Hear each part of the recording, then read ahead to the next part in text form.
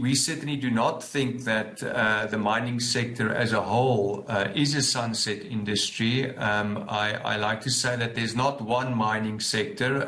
It's very diverse because South Africa produces such a large range of minerals. Certainly in some parts of the industry, we have seen a continuous decline, and that may continue over the next number of years. One thinks of gold, for example, but then you have sectors like chrome and manganese, for example, not the biggest sectors within mining, but they've actually seen quite strong growth for several years. So I think in terms of the outlook, if we think broadly speaking, the total mining industry, I think the positive is that domestically, we're starting to get our house in order in terms of energy provision. We're starting to make some progress on the logistics side, which is, of course, very important for the bulk commodities, coal, iron ore, chrome and manganese. So I think that we'd like to see a bit more progress and faster progress perhaps on that, but a lot of work is being done,